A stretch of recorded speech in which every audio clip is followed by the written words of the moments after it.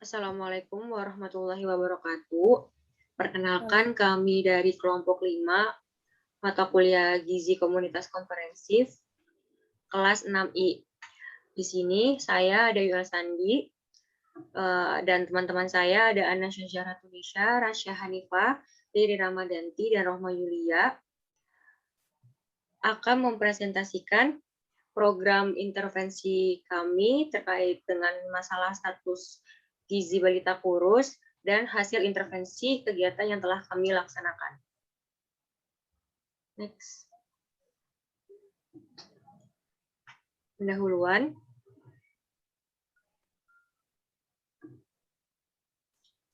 Latar belakang. Usia balita merupakan periode pertumbuhan dan perkembangan yang sangat pesat untuk mengatasi kekurangan gizi yang terjadi pada kelompok usia balita. Perlu diselenggarakan pemberian makanan tambahan pemulihan yang dimaksudkan sebagai tambahan, bukan sebagai pengganti makanan utama sehari-hari. Pemenuhan kebutuhan ini dijelaskan dalam Al-Quran Surat An-Nahl ayat 97 bahwa pemenuhan kebutuhan diperlukan sehingga diperoleh kehidupan yang baik.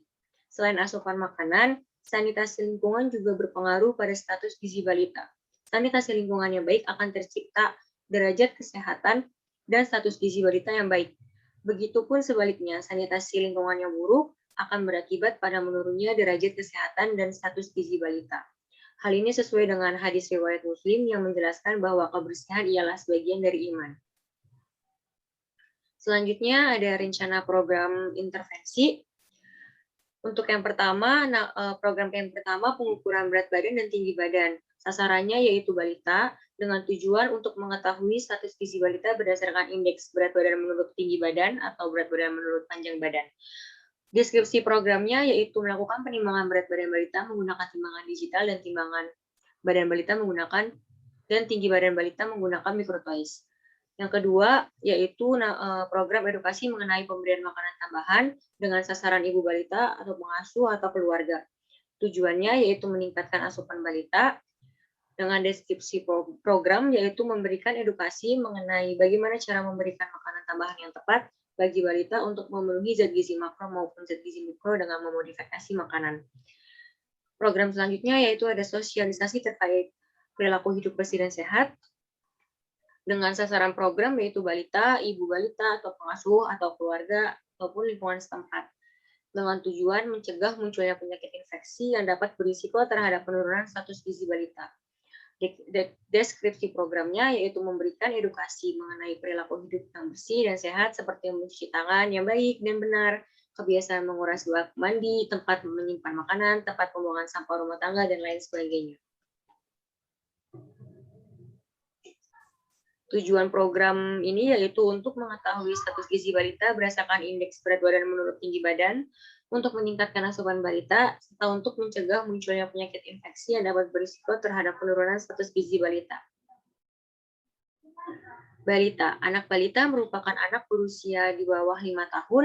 Masa balita termasuk masa yang mengkhawatirkan karena pertumbuhannya tidak secepat pada masa bayi. Pada masa bayi, kenaikan berat badan sebanyak 1 kg mudah dicapai. Namun, pada masa balita, kenaikan berat badannya tidak semudah pada masa bayi. Perkembangan dan pertumbuhan pada masa balita menjadi penentu dalam keberhasilan pertumbuhan serta perkembangan anak di periode selanjutnya. Masa tumbuh kembang balita disebut juga dengan masa keemasan atau golden age. Status gizi balita adalah keadaan tubuh sebagai akibat konsumsi makanan dan penggunaan zat-zat gizi. Status gizi balita adalah keadaan kesehatan anak yang ditentukan oleh derajat kebutuhan fisik, energi, dan zat-zat gizi lain yang diperoleh dari pangan dan makanan yang dampak fisiknya diukur secara antropometri dan dikategorikan berdasarkan berat badan menurut usia, berat badan menurut tinggi badan, serta tinggi badan menurut usia. Wasting merupakan gabungan dari istilah kurus atau was dan sangat kurus atau severe was yang didasarkan pada indeks berat badan menurut panjang badan atau berat badan menurut panjang badan atau berat badan menurut tinggi badan dengan ambang batas Z-score dengan nilai Z-score lebih dari min 2 SD. Selanjutnya ada gizi kurus atau wasting. Gizi kurus atau wasting merupakan masalah gizi yang sifatnya akut sebagai akibat dari peristiwa yang terjadi dalam waktu yang tidak lama seperti kekurangan asupan makanan. Dampak gizi kurus pada balita dapat menurunkan kecerdasan, produktivitas, kreativitas, dan sangat berpengaruh pada kualitas SDM. Gizi kurus pada anak dapat membuat anak menjadi kurus dan pertumbuhan menjadi terhambat. Kemudian ada metode yaitu ada lokasi untuk intervensi terkait pengetahuan dilakukan di rumah peneliti masing-masing menggunakan aplikasi Zoom Meeting. Sedangkan untuk intervensi pengukuran berat badan dan tinggi badan dilakukan di sekitar tempat tinggal peneliti yang berada di Kelurahan Cibubur. Untuk waktu intervensi terkait pengukuran berat badan dan tinggi badan balita dilakukan pada hari Sabtu, tanggal 3 Juli 2021 pukul 16.30 dan intervensi terkait pengetahuan dilakukan pada hari Minggu tanggal 4 Juli 2021 pukul 13.00.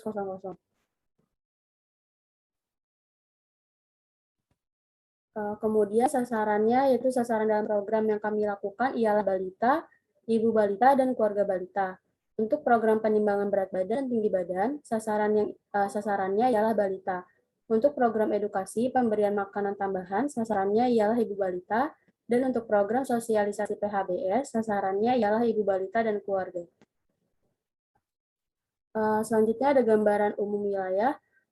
Secara geografis, kota Jakarta Timur terletak di antara 106 derajat 49 menit 35 detik bujur timur dan 6 derajat 10 menit 37 detik lintang selatan dengan luas 187,75 km.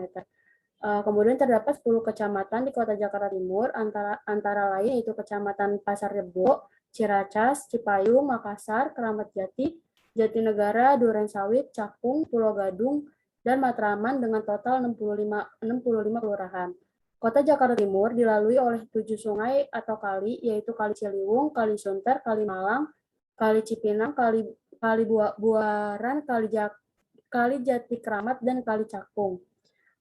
Untuk batasan wilayah, yaitu wilayah Kota Jakarta Timur memiliki perbatasan sebelah utara dengan Kota Administrasi Jakarta Utara dan Jakarta Pusat, sebelah timur dengan Kota Bekasi atau Provinsi Jawa Barat, sebelah selatan Kabupaten Bogor atau Provinsi Jawa Barat, dan sebelah barat dengan Kota Administrasi Jakarta Selatan. Kemudian ada tata guna lahan. Hasil produksi buah-buahan itu terdiri dari buah mangga sebanyak 27.336 kuintal, buah durian sebanyak 670 kuintal, buah jeruk sebanyak 22.715 kuintal, buah pepaya sebanyak 4.175 kuintal, dan buah salak sebanyak 2.931 kuintal. Kemudian untuk hasil produksi tanaman biofarmaka terdiri dari jahe sebanyak 5.157 kg, laos atau lengkuas sebanyak 4.731 kg, kencur sebanyak 1.792 kg, dan kunyit sebanyak 2.199 kg. Kemudian untuk hasil sayuran, hasil produksi sayur petsai pada tahun 2019 mengalami peningkatan, yaitu sebanyak 18.640 kuintal dibandingkan pada tahun 2018 sebanyak 17.675 kuintal dan tahun 2017 sebanyak 14.508 kuintal. Analisis lingkungan kesehatan. Yang pertama, cara penanganan tinja balita dalam rumah tangga. Proporsi rumah tangga yang menggunakan jamban sebagai cara penanganan tinja balita ialah sebesar 32,41 lebih rendah jika dibandingkan dengan proporsi Provinsi DKI Jakarta yang sebesar 35,20. Dibuang ke jamban dengan proporsi sebesar 37,07 lebih tinggi jika dibandingkan dengan proporsi Provinsi DKI Jakarta yaitu sebesar 24,96. Dibuang sembarangan dengan proporsi sebesar 29,69 lebih rendah jika dibandingkan dengan proporsi Provinsi DKI Jakarta yaitu sebesar 37,84. Dibersihkan di sembarang tempat dengan proporsi sebesar 0,51 lebih rendah jika dibandingkan dengan proporsi Provinsi DKI Jakarta yaitu sebesar 1,22. Dengan cara lainnya sebesar 0,32 lebih rendah jika dibandingkan dengan proporsi Provinsi DKI Jakarta yaitu sebesar 0,81. Dan tidak ada penanganan tinja balita dengan cara ditanam di tanah. Yang kedua, pemakaian air per orang dalam sehari di rumah tangga. Pemakaian air kurang dari 5 liter per orang per hari menunjukkan akses air sangat kurang sekali dan resiko kesehatan sangat tinggi. Pemakaian air antara 5 sampai 19,9 liter per orang per hari menunjukkan akses kurang dari kuantitas dasar dan risiko kesehatan yang rendah. Pemakaian air antara 20 sampai 49,9 liter per orang per hari menunjukkan akses dasar dan risiko kesehatan yang rendah. Pemakaian air antara 50 sampai 99,9 liter per orang per hari menunjukkan akses menengah dan risiko kesehatan yang rendah sampai sangat rendah. Dan pemakaian air lebih dari sama dengan 100 liter per orang per hari menunjukkan akses yang optimal dan risiko kesehatan yang sangat rendah. Adapun penampungan atau pengumpulan sampah basah. Tempat sampah tertutup memiliki proporsi sebesar 32,16, masih di bawah rata-rata Provinsi DKI Jakarta yaitu sebesar 34,20. Tempat sampah terbuka yaitu 71,69, masih di bawah rata-rata Provinsi DKI Jakarta sebesar 72,30. Cara pengelolaan sampah di rumah tangga dikategorikan menjadi diangkut, ditanam, dibuat kompos, dibakar, dibuang ke kali, dan dibuang sembarang tempat. Untuk wilayah Kota Jakarta Timur, proporsi yang masih tinggi yaitu pengelolaan dengan cara dibuang ke kali, yaitu sebesar 0,66, dibandingkan dengan proporsi Provinsi DKI Jakarta yaitu 0,63.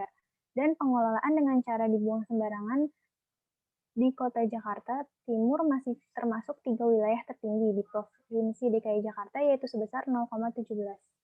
Kemudian ada pemberantasan sarang nyamuk. Yang pertama itu disemprot atau dibakar atau menggunakan elektrik dengan proporsi 54,29. Yang kedua, menaburkan bubuk larvasida pada tempat penampungan air dengan proporsi 11,09.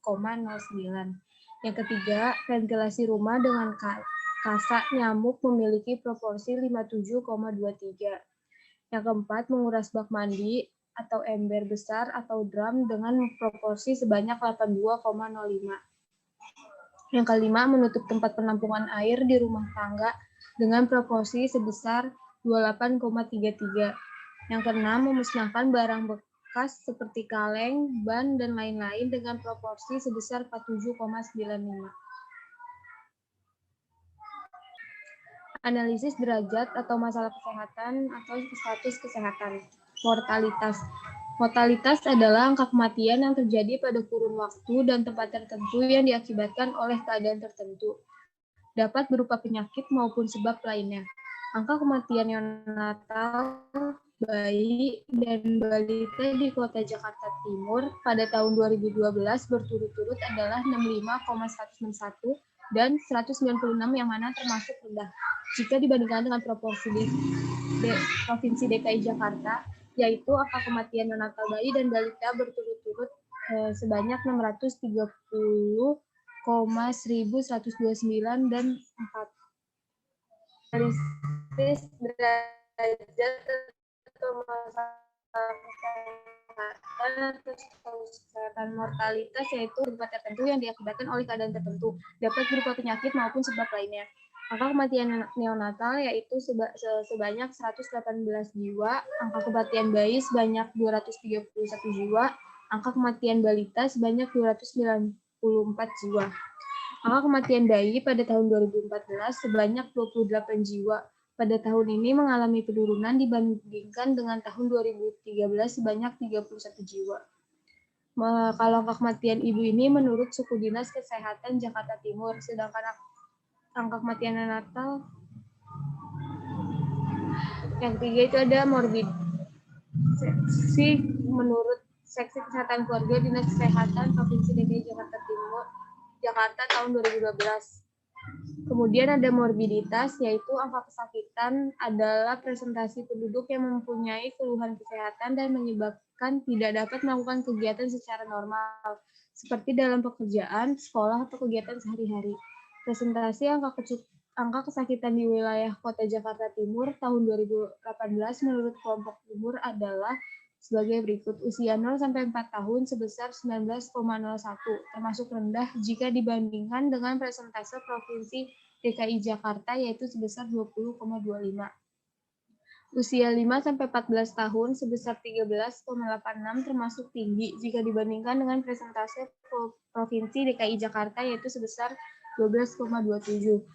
Usia 5-14 tahun sebesar 13,86 termasuk tinggi jika dibandingkan dengan persentase Provinsi DKI Jakarta, yaitu sebesar 12,27. Usia 65 tahun ke atas sebesar 19,98 termasuk tinggi jika dibandingkan dengan proporsi Provinsi DKI Jakarta, yaitu sebesar 19,50.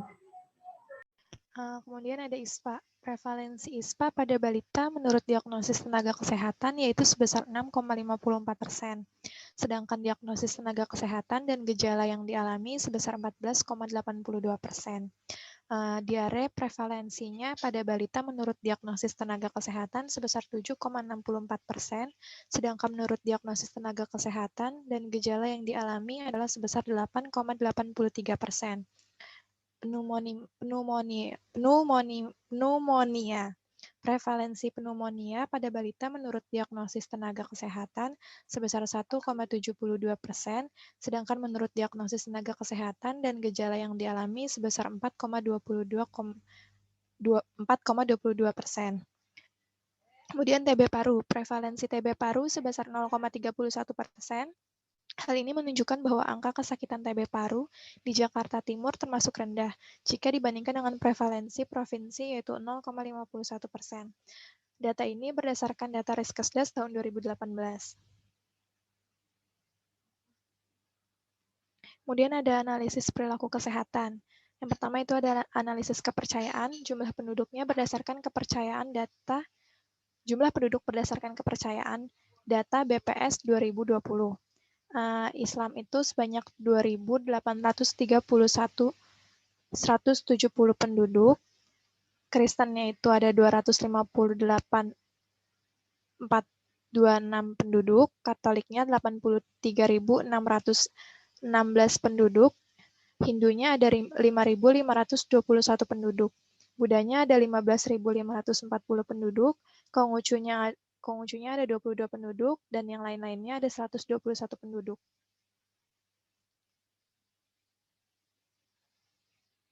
Jumlah tempat peribadatan berdasarkan data BPS 2018, masjid itu ada 992 unit, musolanya ada 1.851 unit, gerejanya ada 162 unit, gereja Katoliknya ada 31 unit, puranya ada 3 unit, vihara ada 7 unit. Perilaku. Menurut profil kesehatan, Jakarta Timur pada tahun 2012, persentase rumah tangga berperilaku bersih dan sehat di Jakarta Timur sebesar 53,3%.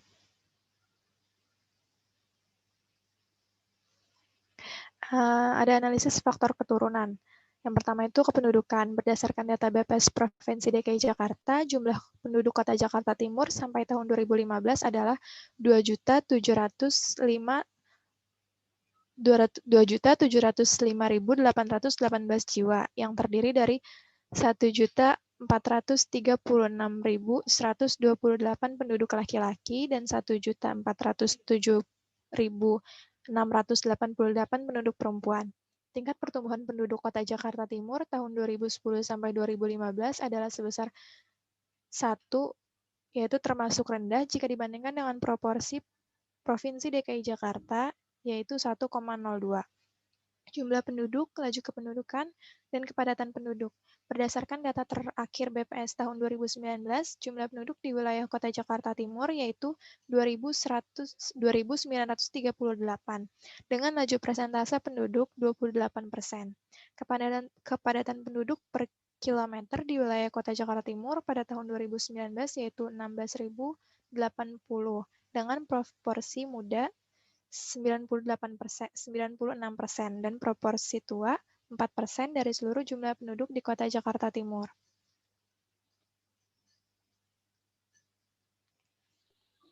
Selanjutnya ada analisis program dan pelayanan kesehatan. Fasilitas pelayanan kesehatan berdasarkan data BPS tahun 2018, rumah sakit yaitu 31 unit, rumah sakit bersalin 33 unit, poliklinik 63 unit, puskesmas 68 unit, dan apotik 65 unit. Untuk program kesehatan, cakupan imunisasi berdasarkan data BPS tahun 2018, itu polio sebanyak 193.272 orang, BCG yaitu 48.608 orang, DPT 48.021 orang, HB 49.282 orang, dan campak 28.299 orang. Selanjutnya dapat dilihat daftar masalah dari wilayah yang kami ambil.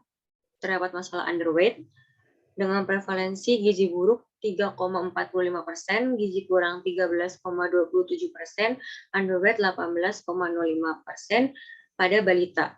Selanjutnya ada masalah stunting dengan sasaran balita yaitu sangat pendek 5,28%, pendek 13,09%, dan stunting 18,37%. Selanjutnya ada wasting dengan sasaran balita sangat kurus 4,33%, kurus 6,57%.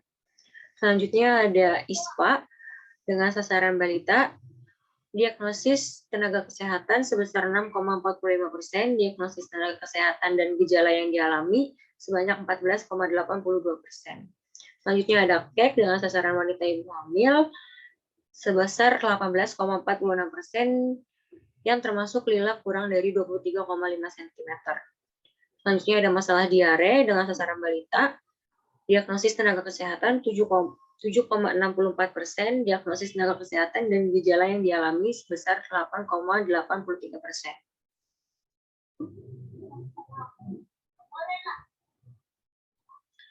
Selanjutnya yaitu analisis partisipan. Personnya itu balita sebagai sasaran dengan karakteristik tidak dapat mengambil keputusan sendiri, suka bermain, tertarik dengan hal-hal baru, interestnya itu suka bermain, penasaran akan hal baru, potensial dengan strength mudah dipengaruhi, tergantung pada orang tua atau pengasuh atau keluarga, dengan weakness-nya mudah terpengaruh, hal buruk, mudah takut, mudah menangis dan rewel, susah untuk diajarkan. Implication-nya yaitu sasaran untuk meningkatkan status gizi pada balita. Kemudian selanjutnya yaitu ada personnya ibu balita sebagai sasaran dengan karakteristiknya itu menurut pada suami dan ibu balita, ibu muda atau anak pertama yaitu usia lebih dari 20 tahun. Kemudian dengan interestnya ini memberikan asuhan terbaik kepada anak, pemberian MPASI sesuai gizi seimbang, dipantau tenaga kesehatan atau kader di daerah setempat. Kemudian ada strength-nya itu motivasi ibu untuk memberikan yang terbaik untuk anaknya, mudah menerima pengetahuan atau informasi, weakness-nya itu kurangnya edukasi, tidak memiliki pengalaman mengasuh anak, keterbatasan dukungan lingkungan dan dana, kemudian implication-nya menjadi sasaran utama dengan menyertakan keluarga. Selanjutnya itu ada pesan nenek sebagai pendukung, karakteristiknya itu dipatuhi oleh ibu balita, orang tua balita sibuk. Kemudian interestnya itu menginginkan sasaran sehat, aktif, dan ceria. Strength-nya memotivasi ibu balita dalam mengasuh balita, memberi informasi terkait pola asuh balita. Kemudian weakness-nya itu pengetahuan tentang gizi yang kurang, mudah lelah dalam mengasuh balita dikarenakan faktor usia. Kemudian implikasinya itu pendukung untuk membantu ibu balita. Yaitu selanjutnya ada pengasuh sebagai pendukung, karakteristiknya itu mengasuh balita jika orang tua sedang sibuk, pengetahuan tentang gizi dan makanan kurang. Kemudian interestnya itu menginginkan sasaran sehat, aktif, dan ceria. Strength-nya penentu makanan yang dikonsumsi keluarga, pihak yang paling dekat dengan sasaran. Weakness-nya itu pengetahuan tentang gizi yang kurang. Kemudian implication-nya itu pendukung untuk membantu ibu balita. Selanjutnya yaitu keluarga sebagai pendukung. Karakteristiknya itu memberi motivasi dan dukungan bagi ibu balita. Interestnya itu menginginkan sasaran sehat, aktif, dan ceria. Strength-nya itu memberi informasi terkait pola asuh balita. Weakness-nya kurang dapat mempengaruhi target. Implication-nya itu pendukung untuk membantu ibu balita.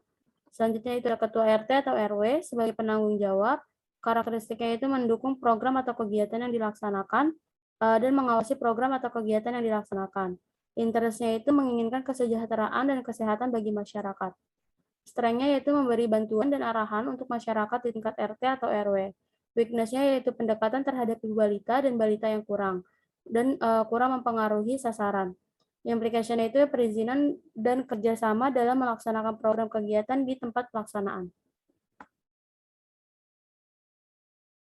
Selanjutnya itu ada problem 3, meningkatnya angka kemiskinan atau rendahnya pendapatan dengan persentase penduduk miskin Jakarta Timur tahun 2019 yaitu 4,16% mengalami peningkatan dari tahun sebelumnya yaitu 3,14%. Kemudian meningkatnya angka kemiskinan atau rendahnya pendapatan dapat menyebabkan rendahnya pendidikan. Rendahnya pendidikan dapat menyebabkan rendahnya pengetahuan ibu. Rendahnya pengetahuan ibu di Jakarta Timur, ibu yang melaksanakan IMD hanya 31,96% dibanding DKI Jakarta 94,43%. Pertumbuhan berat badan bayi yang mendapatkan IMD lebih besar daripada yang tidak mendapatkan IMD. Rendahnya pengetahuan ibu dapat menyebabkan rendahnya kualitas hygiene sanitasi, sulitnya akses dan layanan kesehatan, serta rendahnya daya beli pangan.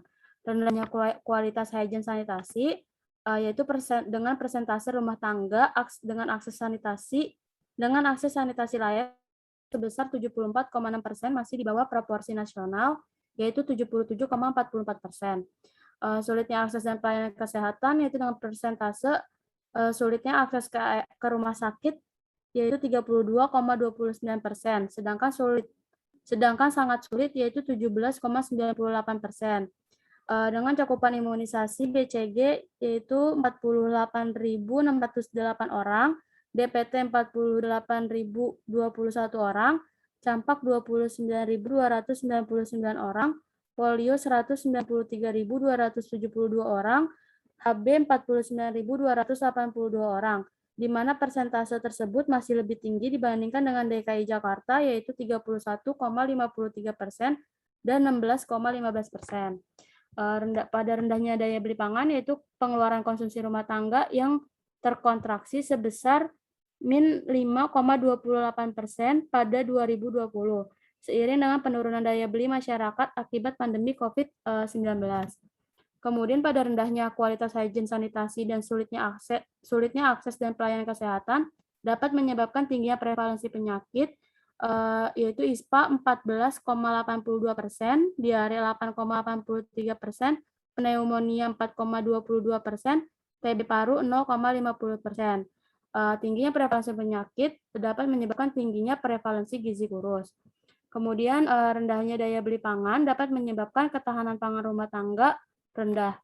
Skor indeks ketahanan pangan Jakarta Timur tahun 2018 yaitu 84,33 dibanding skor DKI Jakarta yaitu 66,67.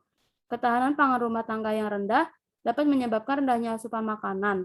Rendahnya asupan makan dapat menyebabkan tingginya prevalensi gizi kurus dengan prevalensi balita kurus sebesar 6,57%.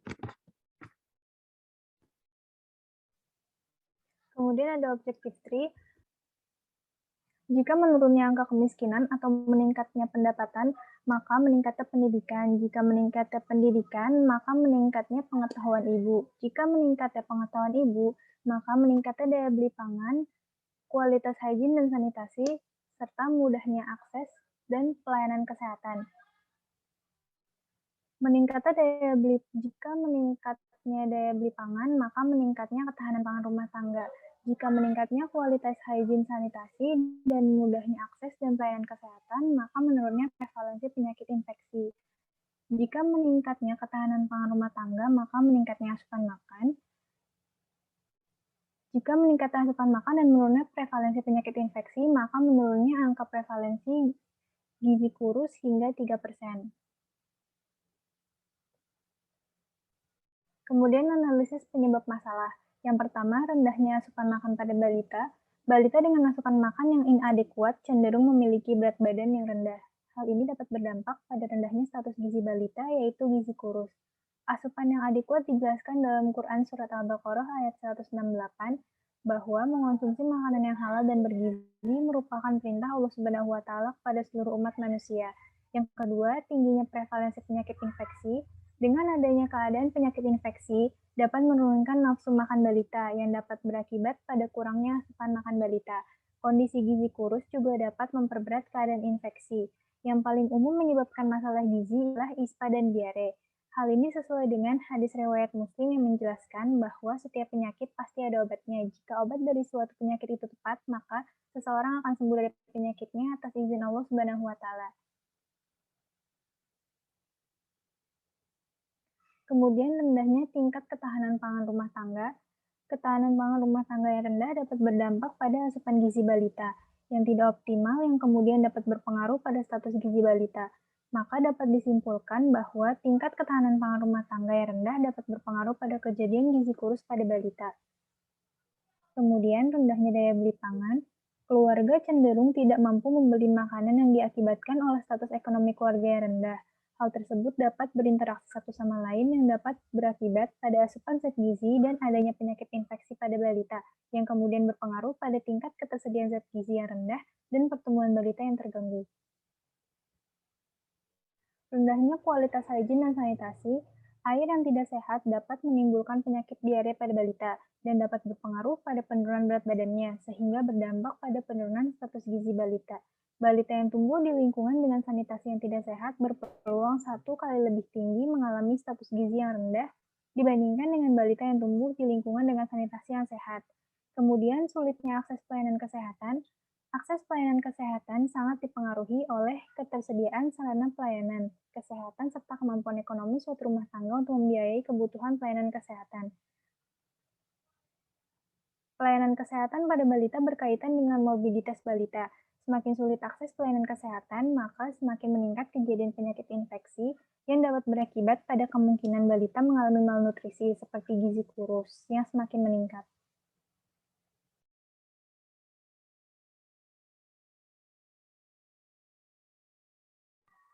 Kemudian ada rendahnya pengetahuan ibu. Ibu yang memiliki tingkat pengetahuan terkait gizi yang lebih baik memiliki kecenderungan menerapkan pengetahuannya tersebut dalam mengasuh anaknya sehari-hari, terutama dalam pemberian makanan yang bergizi sehingga balita dapat memenuhi kecukupan zat gizinya. Sedangkan ibu yang memiliki pengetahuan terkait gizi yang kurang baik cenderung memberikan makanan yang kurang bergizi untuk anaknya sehingga balita kurang memenuhi kecukupan zat gizinya. Rendahnya tingkat pendidikan. Ibu yang berpendidikan cenderung memilih sumber pangan yang bergizi dan bermutu baik dalam segi kuantitas maupun kualitas. Sedangkan ibu dengan pendidikan yang rendah cenderung memilih sumber pangan tanpa memperhatikan gizi maupun mutunya, karena berkaitan dengan status ekonomi serta pendapatan keluarga, sehingga sulit untuk memilih pangan yang bergizi dan bermutu.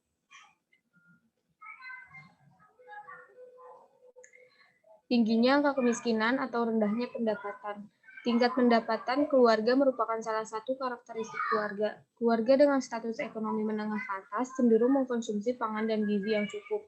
Namun berbanding terbalik dengan keluarga yang memiliki status ekonomi menengah ke bawah.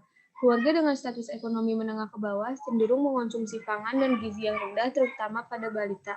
Hal ini dapat menimbulkan keadaan gizi kurus pada balita. Hal ini dijelaskan dalam Quran surat Al-Falah ayat 168, 172, 173, dan Quran surat Al-Qasas ayat 77 yang menjelaskan bahwa penghasilan yang baik diperoleh dari sumber yang halal dan baik dalam rangka memperoleh keberuntungan bagi umat manusia. Penetapan tujuan dan sasaran. Sasaran dalam program yang dilakukan adalah balita, ibu balita, dan keluarga balita. Untuk program penimbangan berat badan dan tinggi badan, sasarannya adalah balita. Untuk program edukasi pemberian makanan tambahan, sasarannya adalah ibu balita. Dan untuk program sosialisasi PHBS, sasarannya adalah ibu balita dan keluarga.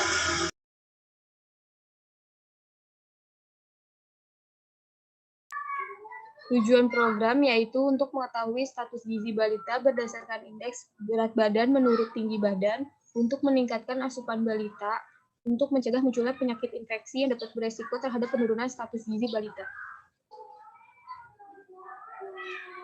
Implementasi program. Analisis alternatif yaitu alternatif pertama ada meningkatkan asupan makan yaitu dengan pemberian makanan tambahan PMT. Alternatif kedua yaitu menurunnya prevalensi penyakit infeksi dengan pengukuran berat badan dan tinggi badan dan perilaku hidup bersih sehat atau PHBS.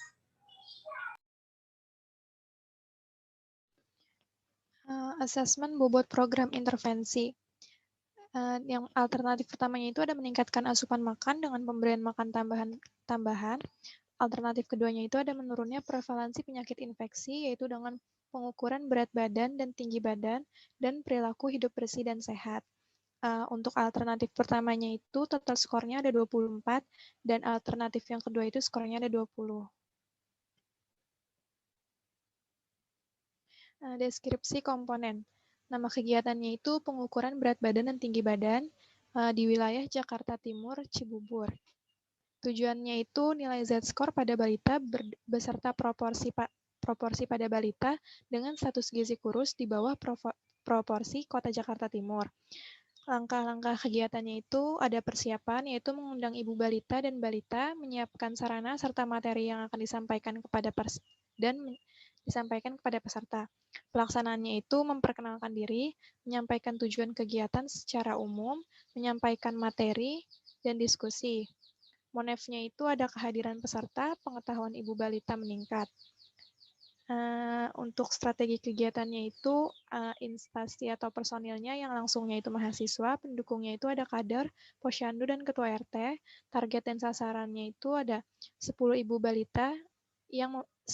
yang memiliki balita. Sasaran selanjutnya itu minimal 5 ibu yang memiliki anak balita. Waktunya itu ada 30 menit, persiapannya itu 10 menit, pelaksanaannya 20 menit. Sumber dayanya itu, jenis dan jumlahnya itu ada mikrotoys, timbangan digital, buku KIA, balita, bangku, dan meja. Sumbernya itu ada mahasiswa, PJ-nya Anasya. Nama kegiatannya itu, yang kedua ada edukasi pemberian makanan tambahan di wilayah Jakarta Timur, Cibubur. Tujuannya itu meningkatkan pengetahuan ibu balita terkait pemberian makanan tambahan. Langkah-langkah kegiatannya itu ada persiapan, yaitu mengundang ibu balita dan balita, terus menyiapkan sarana serta materi yang akan disampaikan kepada peserta. Pelaksanaannya itu memperkenalkan diri, menyampaikan tujuan kegiatan secara umum, menyampaikan materi dan diskusi. Monefnya itu ada kehadiran peserta dan pengetahuan ibu balita meningkat.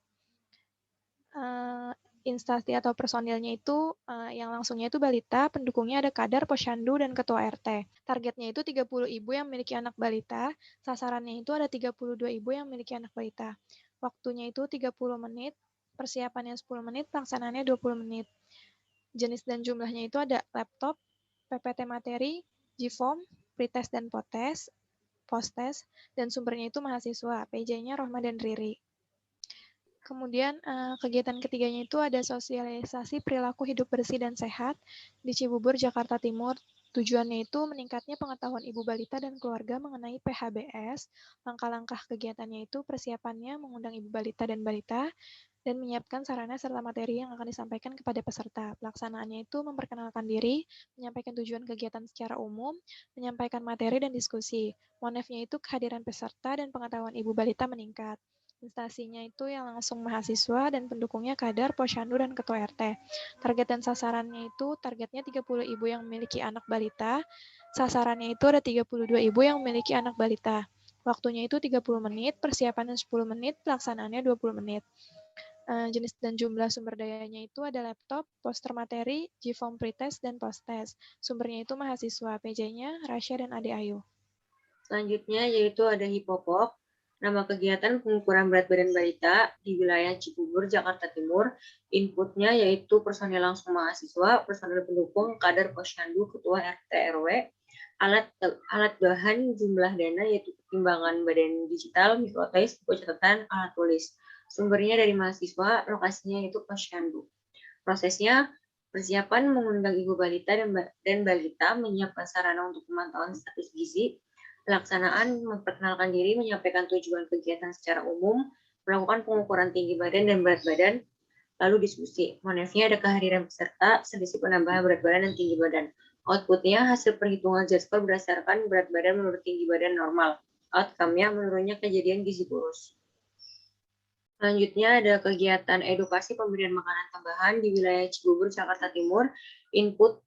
Input personal langsungnya yang mahasiswa, personil pendukungnya kader posyandu, ketua RT RW, alat bahan, laptop, PPT materi, G-form pretest dan posttest, sumbernya dari mahasiswa, lokasi yaitu Zoom Cloud Meetings. Proses Persiapan mengundang ibu balita dan balita, menyiapkan sarana serta materi yang akan disampaikan kepada peserta. Pelaksanaan, memperkenalkan diri, menyampaikan tujuan kegiatan secara umum, menyampaikan materi, serta diskusi. Manefnya, kehadiran peserta serta pengetahuan ibu balita meningkat. Outputnya 80% kehadiran peserta, hasil postes peserta mencapai 80%. Outcome-nya menurunnya kejadian gizi kurang. Selanjutnya, kegiatan sosialisasi perilaku hidup bersih dan sehat, input personil langsung mahasiswa, personil pendukungnya kadar posyandu, ketua RT RW, alat bahan, laptop, poster materi, G-form pretest dan posttest, sumbernya dari mahasiswa, lokasinya Zoom Cloud Meetings. Persiapan mengundang ibu balita dan balita, menyiapkan sarana serta materi yang akan disampaikan kepada peserta. Pelaksanaan, memperkenalkan diri, menyampaikan tujuan kegiatan secara umum, menyampaikan materi serta diskusi. Monefnya, kehadiran peserta dan pengetahuan ibu balita meningkat. Outputnya 80% kehadiran peserta dan hasil postes peserta mencapai 80%. Outcome-nya menurunnya kejadian gizi kurang.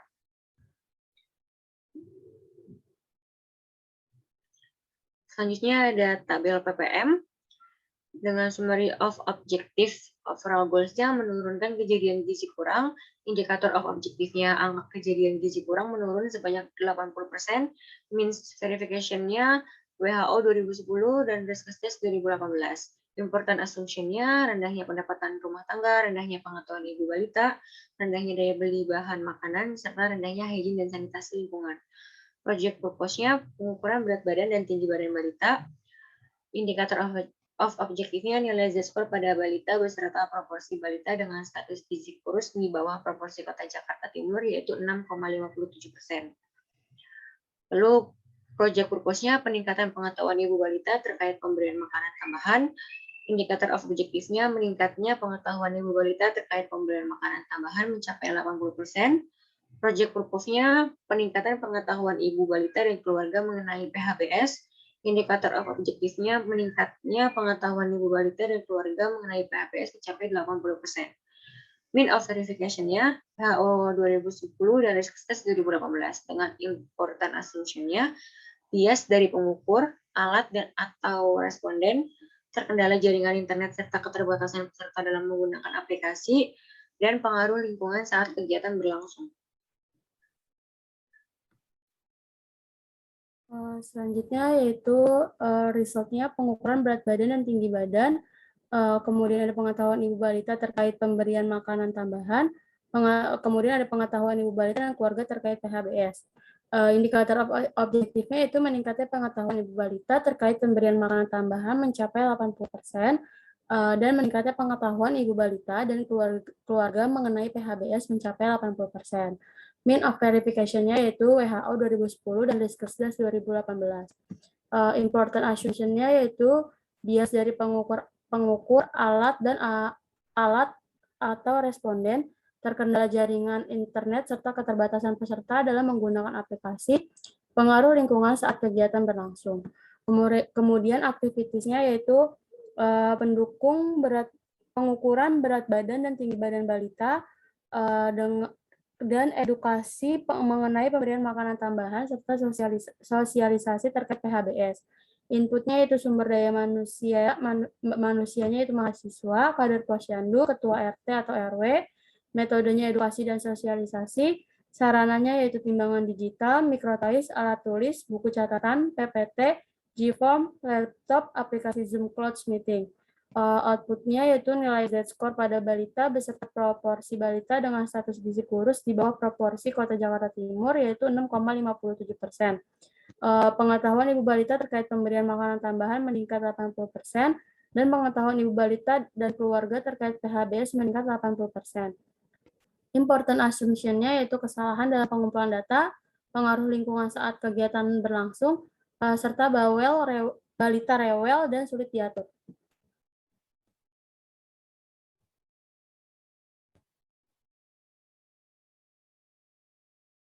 Oke, bismillahirrahmanirrahim. Assalamualaikum warahmatullahi wabarakatuh.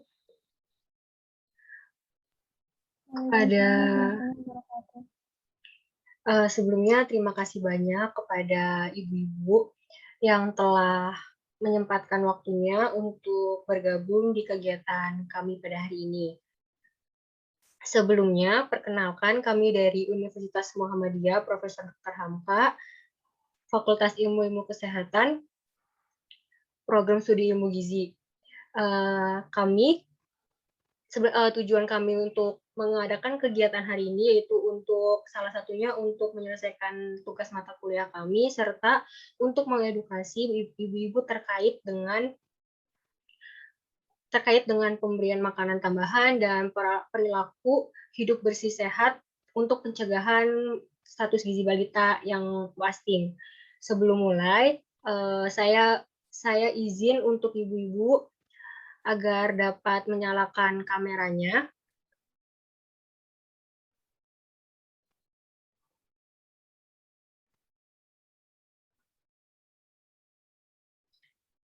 Ya.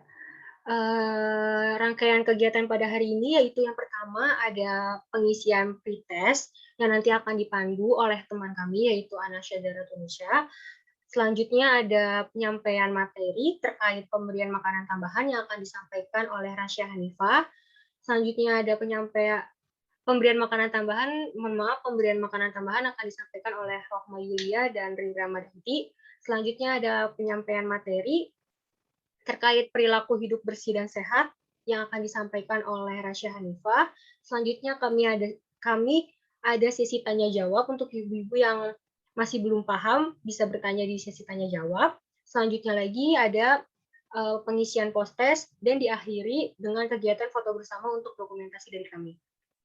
Langsung saja untuk acara selanjutnya pengisian pretest buat ibu-ibu akan dipandu oleh Anasya Daratunisha ya. Linknya sudah saya kirimkan, waktu pengerjaannya 7 menit, dimulai dari sekarang ya Ibu-Ibu.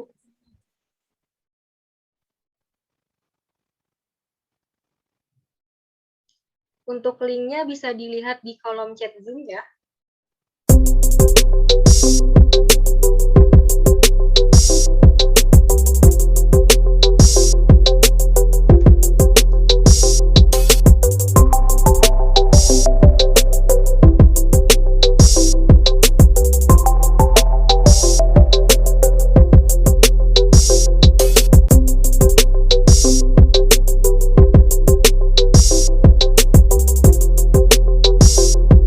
Untuk ibu-ibu pengerjaannya 1 menit lagi ya.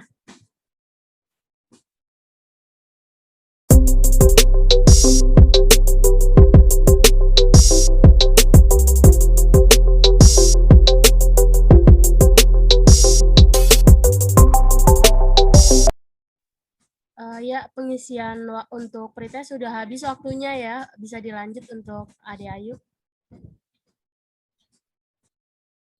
Baik, terima kasih Ibu sudah mengerjakan pretestnya. Selanjutnya yaitu penyampaian materi terkait pemberian makanan tambahan yang akan disampaikan oleh Rohma Yulia dan Riri Ramadanti. Dipersilakan.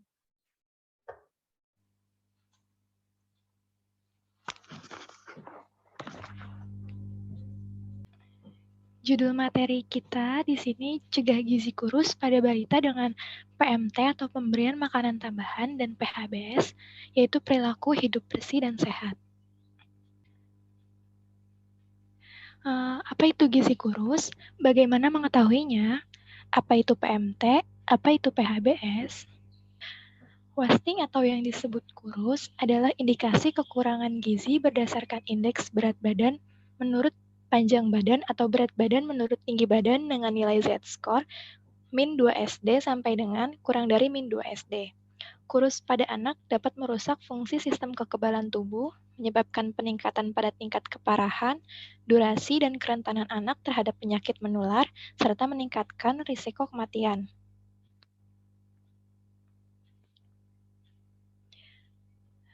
Terdapat beberapa faktor yang dapat mempengaruhi wasting atau balita kurus.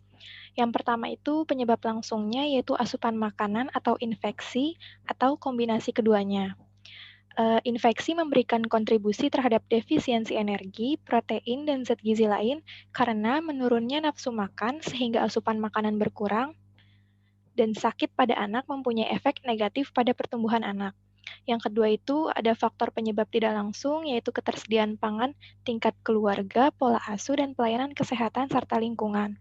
Yang ketiga adalah ada masalah utama, yaitu kemiskinan, karakteristik keluarga, dan sosiodemografi. Yang keempat ada masalah dasar, yaitu krisis politik dan ekonomi.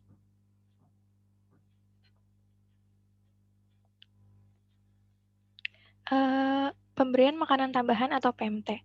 Makanan tambahan adalah makanan yang bergizi sebagai tambahan selain makanan utama bagi kelompok sasaran guna memenuhi kebutuhan gizinya. Makanan tambahan pemulihan bagi balita adalah makanan bergizi yang diperuntukkan bagi balita usia 6 sampai 59 bulan sebagai makanan tambahan untuk pemulihan gizinya.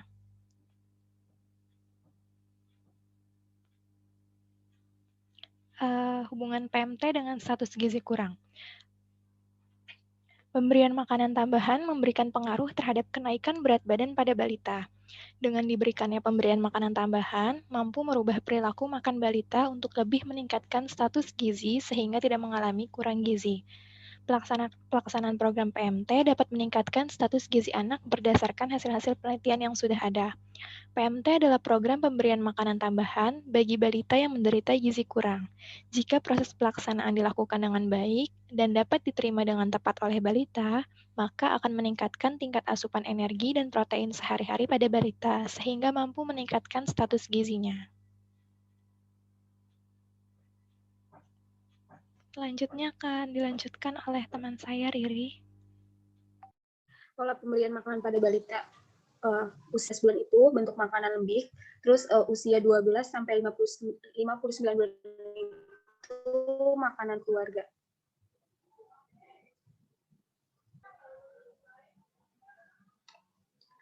Nah, prinsip dasar PMT pemulihan yaitu yang pertama, PMT pemulihan diberikan dalam bentuk makanan atau bahan makanan lokal.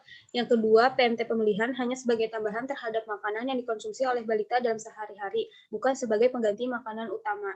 Yang ketiga, PMT pemulihan dimaksudkan untuk memenuhi kebutuhan gizi balita sekaligus sebagai proses pembelajaran dan sarana komunikasi antar ibu dan balita.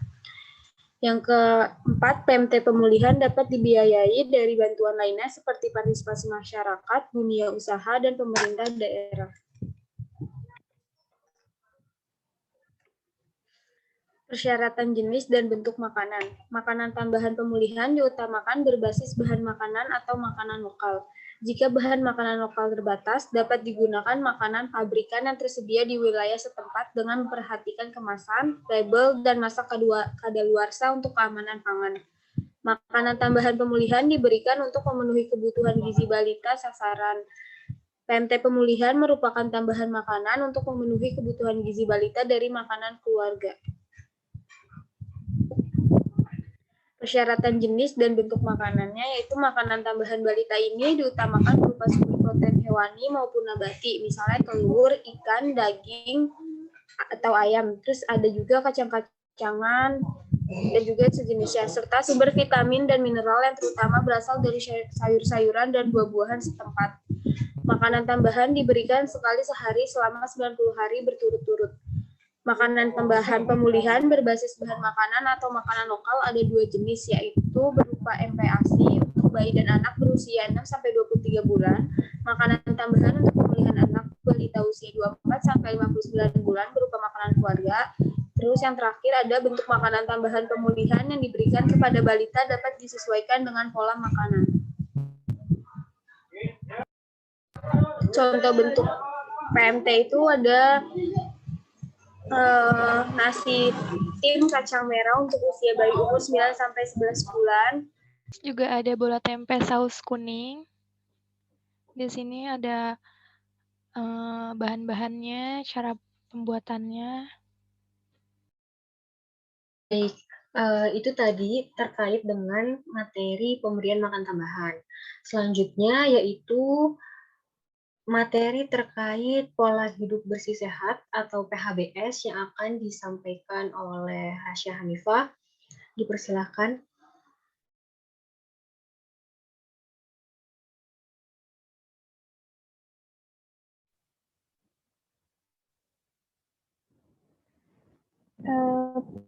PHBS atau perilaku hidup bersih dan sehat. PHBS itu merupakan segala perilaku kesehatan yang dilakukan atas dasar kesadaran agar anggota keluarga dapat menolong dirinya sendiri di bidang kesehatan, serta berperan aktif dalam kegiatan-kegiatan di bidang kesehatan di masyarakat. Kemudian rumah tangga yang sehat ialah rumah tangga yang melakukan 10 gerakan PHBS di rumah tangga yang seperti di bawah ini. Yang pertama, persalinan dibantu oleh tenaga kesehatan. Yang kedua, memberikan ASI eksklusif pada bayi. Yang ketiga, menimbang bayi dan balita. Yang keempat, menggunakan air bersih. Kelima, cuci tangan dengan air bersih dan sabun. Keenam, menggunakan jamban sehat. Ketujuh, memberantas jentik nyamuk. Yang kedelapan, makan buah dan sayur setiap hari. Yang kesembilan, melakukan aktivitas fisik setiap hari. Dan yang kesepuluh, tidak merokok di dalam rumah. Kemudian ada pun manfaat dari gerakan PHBS ini. Di antaranya yang pertama, setiap anggota keluarga menjadi sehat dan tidak mudah sakit. Yang kedua, anak tumbuh sehat dan cerdas. Yang ketiga, anggota keluarga giat bekerja. Dan yang keempat, pengeluaran biaya rumah tangga dapat ditujukan untuk memenuhi gizi keluarga, pendidikan, dan modal usaha untuk menambah pendapatan keluarga. Materi mengenai PHBS yang dapat saya sampaikan. Terima kasih, bisa dilanjut, Adik.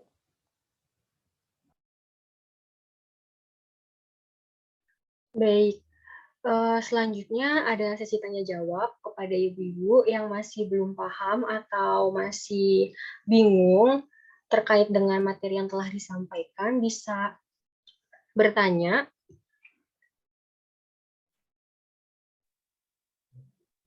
Assalamualaikum Kak, saya mau izin bertanya. Ya, kepada Ibu Amelia dipersilahkan.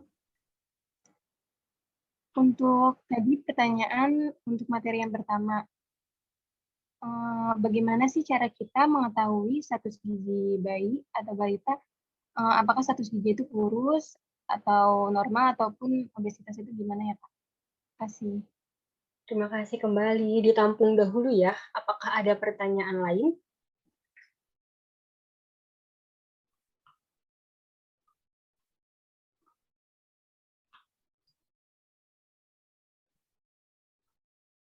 Baik, ini ada pertanyaan yang masuk ya di kolom chat Zoom dari Anggi Rahayu terkait dengan PMT, apa bedanya makanan lumat, makanan lembik, dan makanan keluarga? Baik, selanjutnya apakah ada pertanyaan lain? Mau bertanya Kak? Ya, baik Ibu Susi. Tujuan PHBS itu sebenarnya apa ya Kak ya? Oke, baik. Terima kasih kepada Ibu Susi. Apakah ada pertanyaan lain? Selain Ibu Amel, Bu Anggi, dan Ibu Susi?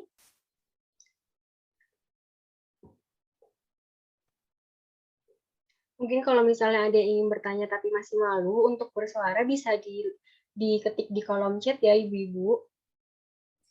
Saya izin bertanya. Iya, kepada Mama Intan dipersilahkan. Untuk ASI eksklusif itu bagusnya sampai umur berapa ya? Terima kasih kepada Mama Intan. Apakah ada pertanyaan lagi?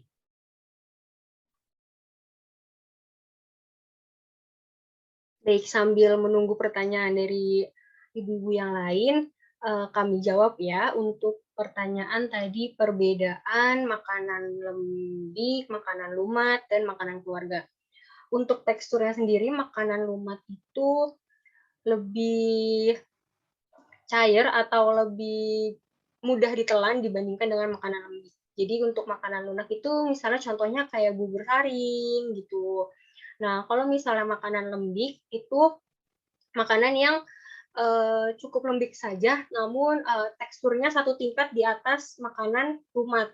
Tuh, contohnya bisa seperti nasi tim atau bubur nasi, itu untuk makanan lembik. Nah, untuk makanan keluarga, apa sih itu kan masih jarang banget ya didengar sama ibu-ibu sekalian. Makanan keluarga itu sama seperti makanan yang biasanya ibu rumah tangga itu menyajikan, kayak misalnya nasi ya hanya nasi putih, biasa nasi kukus putih, terus ayam goreng ya hanya ayam goreng biasa, seperti itu namanya makanan keluarga.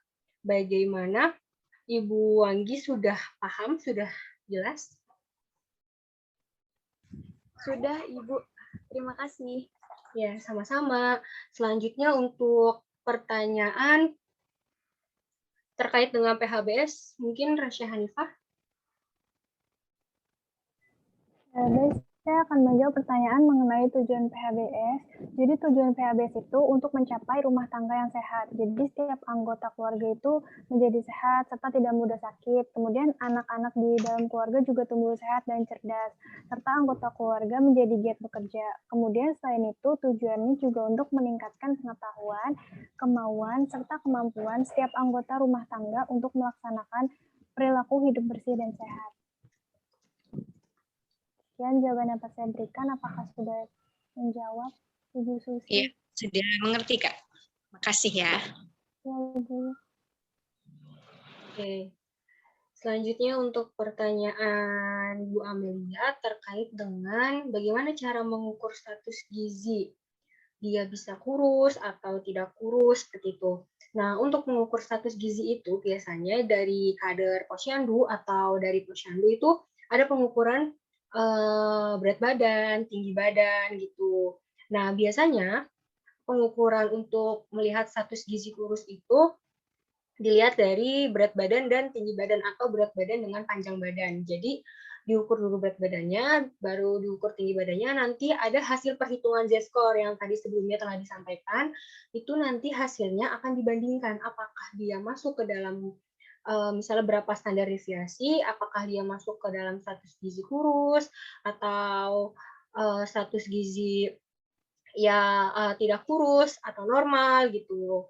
Nah, seperti itu. Kalau untuk wasting kita pakainya pengukuran berat badan dan tinggi badan dulu gitu. Nanti kalau misalnya ada status gizi lain, misalnya anaknya stunting nggak ya atau pendek nggak ya, itu nanti beda lagi yang diukur. Yang diukur yaitu tinggi badan dengan usia, seperti itu. Namun untuk wasting atau balita kurus, itu yang dipakai berat badan dengan tinggi badan atau panjang badan, seperti itu. Bagaimana Ibu Amelia?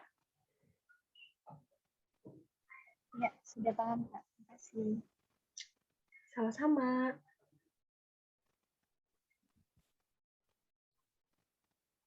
Nah, untuk pertanyaan selanjutnya bisa dijawab mungkin sama Anasya. Iya, untuk pertanyaan tadi ASI eksklusif itu hanya pada bayi yang berusia 6 bulan saja. Jadi ASI eksklusif itu diberikan pada bayi yang usia 0 sampai 6 bulan. Seperti itu. Gimana Mama Intan?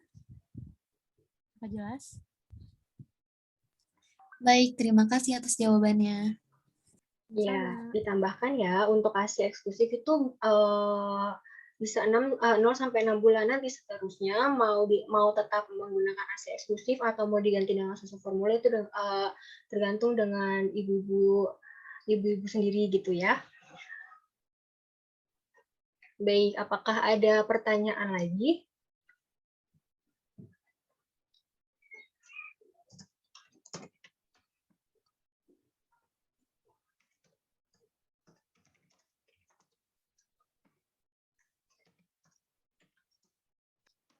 Baik, kalau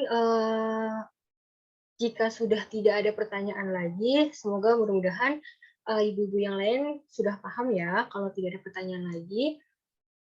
Selanjutnya itu ada pengisian post-test. Nah, untuk pengisian post-test akan dipandu oleh teman kami lagi, yaitu Anasya Zahra-Tunisa. Ya, link post-testnya saya kirim di chat Zoom ya. Sudah saya kirimkan, waktu pengerjaannya seperti tadi, yaitu 7 menit. Dimulai dari sekarang ya.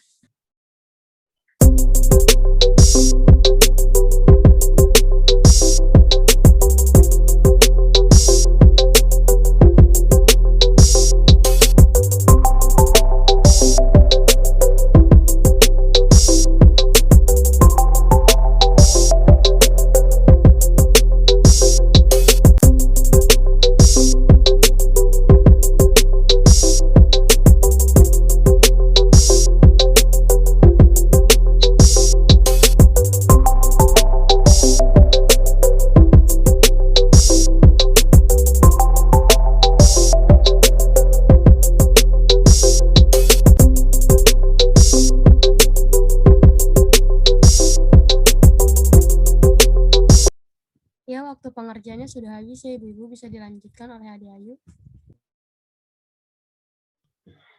Baik, kita sudah ada di penghujung kegiatan. Buat ibu-ibu bisa dinyalakan kembali kameranya. Kita mau ada dokumentasi.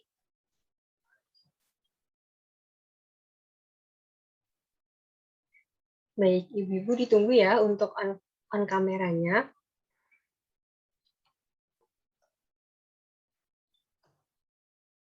Oke. Selanjutnya kita dokumentasi ya. Untuk set pertama akan saya screenshot. Buat ibu-ibu bisa senyum atau bergaya. Oke, 1, 2, 3.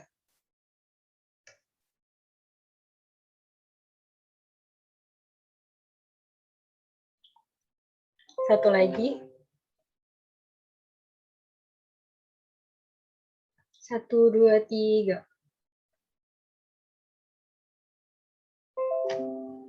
Baik, telah selesai acara kegiatan pada hari ini. Sebelumnya terima kasih banyak dan mohon maaf juga apabila ada kesalahan dari kami. Terima kasih banyak kepada ibu-ibu yang telah menyempatkan waktunya untuk hadir di kegiatan kami. Semoga apa yang telah kami sampaikan bisa bermanfaat untuk ibu-ibu ke depannya dan bisa diterapkan untuk ibu-ibu juga pada kehidupan sehari-hari. Kami izin undur diri. Terima kasih. Wassalamualaikum warahmatullahi wabarakatuh. Terima kasih banyak. Waalaikumsalam warahmatullahi wabarakatuh.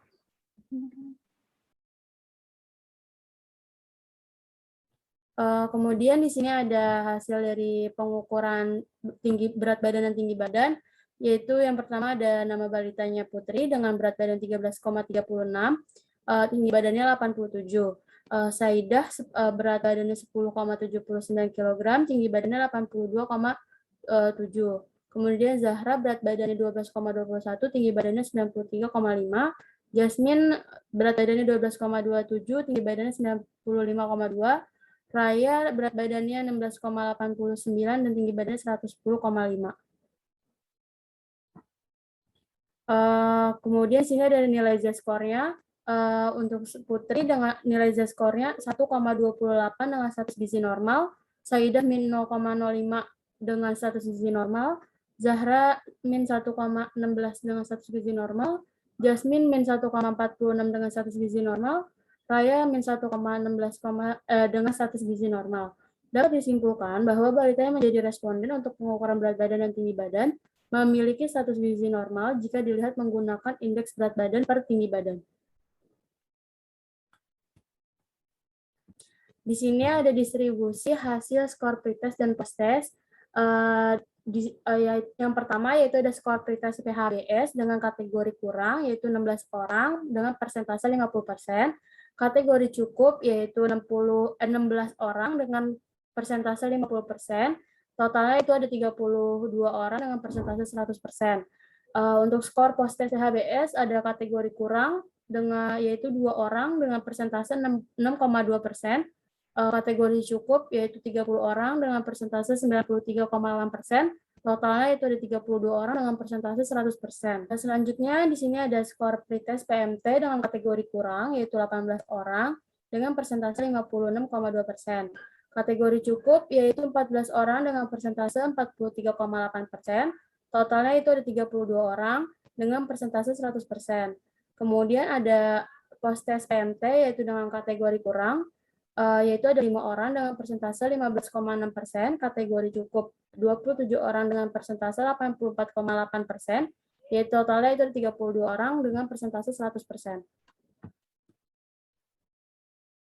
Kemudian ada uji normalitas. Berdasarkan hasil uji normalitas didapatkan p-value kurang dari 0,05. Dapat disimpulkan bahwa skor pretest dan posttest tidak berdistribusi normal. Maka dapat dilakukan uji statistik non-parametrik Wilcoxon. Kemudian uji Wilcoxon untuk skor pretest dan posttest PMT. Pada output pertama atau range tersaji jumlah sampel yaitu sebanyak 32 orang. Peringkat yang bernilai negatif sebanyak 3 orang dengan rata-rata peringkat sebesar 10,33. Peringkat yang bernilai positif sebanyak 26 orang dengan rata-rata peringkat sebesar 15,54. Berdasarkan tabel di atas, diperoleh nilai median skor post-test sebesar 40, di mana lebih tinggi dibandingkan dengan skor pretest, yaitu sebesar 20. Hasil uji Wilcoxon didapatkan nilai p-value sebesar 0,000, lebih kecil daripada 0,05, yang artinya terdapat perbedaan yang signifikan antara skor pretest dan post-test. Maka dapat disimpulkan bahwa terdapat pengaruh dari intervensi penyuluhan yang diberikan. Kemudian untuk skor pretest dan post-test PHBS, pada output pertama atau range tersaji jumlah sampel yaitu sebanyak 32 orang, peringkat yang bernilai negatif sebanyak 2 orang dengan rata-rata peringkat sebesar 7,5, peringkat yang bernilai positif sebanyak 26 orang dengan rata-rata peringkat sebesar 15,04. Berdasarkan tabel di atas, diperoleh nilai median skor post-test sebesar 40, di mana lebih tinggi dibandingkan dengan skor pretest, yaitu sebesar 20. Hasil uji Wilcoxon didapatkan nilai p-value sebesar 0,000, lebih kecil daripada 0,05, yang artinya terdapat perbedaan yang signifikan antara skor pretest dan post-test. Maka dapat disimpulkan bahwa terdapat pengaruh dari intervensi penyuluhan yang diberikan. Selanjutnya ada monitoring dan evaluasi. Kegiatannya itu pengukuran berat badan dan tinggi badan. Ini terlaksana, evaluasinya ibu balita bersedia menjadi responden dalam intervensi pengukuran berat badan dan tinggi badan. Kemudian yang kedua itu ada edukasi mengenai PMT, ini juga terlaksana. Evaluasinya ibu balita yang hadir sebesar 87,5%, di mana sudah mencapai target kehadiran yaitu 80%, dan kegiatan terlaksana dengan baik. Rencana tindak lanjutnya itu koordinasi dengan instansi atau personil pendukung terkait. Koordinasi dengan instansi atau personil pendukung terkait waktu pelaksanaan kegiatan agar ibu balita tidak terlambat join ke link yang sudah disebar. Kemudian kegiatan yang ketiga itu ada sosialisasi terkait PHBS, ini terlaksana, evaluasinya ibu balita yang hadir sebesar 87,5%, di mana sudah mencapai target kehadiran yaitu 80%. Kegiatan ini terlaksana dengan baik. Rencana tindak lanjutnya itu koordinasi dengan instansi atau personil pendukung terkait waktu pelaksanaan kegiatan agar ibu balita tidak terlambat join ke link yang sudah disebar. Kemudian ada koordinasi dan advokasi program gizi. Intervensi yang kami lakukan merupakan intervensi sensitif yang bertujuan untuk perbaikan gizi. Intervensi sensitif yang kami lakukan ialah dalam sektor pendidikan dan sektor kesehatan masyarakat. Kegiatan dalam sektor pendidikan yang kami lakukan ialah penyuluhan mengenai pemberian makanan tambahan, kemudian intervensi dalam sektor kesehatan masyarakat, yaitu kegiatan yang kami lakukan ialah sosialisasi terkait PHBS, atau perilaku hidup bersih dan sehat. Setelah melakukan intervensi sektor pendidikan, kami melakukan intervensi lanjutan berupa pemantauan berat badan balita. Kemudian partisipasi dan peran serta masyarakat. Berikut adalah hasil GFOM terkait kesediaan sasaran untuk menjadi responden. Ini ada daftar respondennya. Partisipasi dan peran serta masyarakat. Ini ada persentase jawaban respondennya. Berdasarkan diagram di samping itu dapat diketahui bahwa sebesar 100% sasaran menjawab bersedia. Maka dapat disimpulkan bahwa semua sasaran bersedia menjadi responden dalam kegiatan intervensi mengenai pemberian makanan tambahan dan PHBS melalui aplikasi Zoom Meeting pada tanggal 4 Juli 2021 pukul 13 waktu Indonesia Barat. Kemudian ada ini lampiran perizinan terkait program intervensi yang kami lakukan kepada PRT, terus juga ada Ibu Kader melalui chat WhatsApp.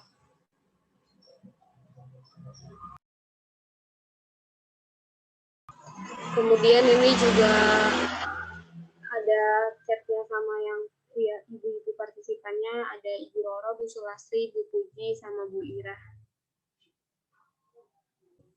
Kemudian ada kesimpulan dan sarannya. Kesimpulan berdasarkan hasil perhitungan nilai Z-score dapat disimpulkan bahwa balita di wilayah Cibubur, Jakarta Timur yang menjadi responden dalam program pengukuran berat badan dan tinggi badan memiliki status gizi yang normal. Berdasarkan hasil uji statistik, didapatkan p-value untuk pretest dan post-test PMT dan PHBS sebesar 0,00, di mana p-value-nya itu kurang dari 0,005. Dapat disimpulkan bahwa terdapat pengaruh dari intervensi penyuluhan yang diberikan. Kemudian sarannya yaitu diharapkan program ini dapat bermanfaat dalam menurunkan prevalensi gizi kurus di wilayah Jakarta Timur. Kemudian juga diharapkan program ini dapat bermanfaat dalam menambah wawasan masyarakat terhadap pemberian makanan tambahan dan PHBS. Kemudian ini ada dokumentasi dari pemantauan pengukuran tinggi badan dan berat badan. Terus ini juga ada ketika pas lagi dokumentasi penyuluhan melalui aplikasi Zoom Meeting. Baik, mungkin sekiranya terima kasih untuk presentasi dari hasil intervensi kegiatan kami. Kurang dan lebihnya mohon dimaafkan. Wassalamualaikum warahmatullahi wabarakatuh.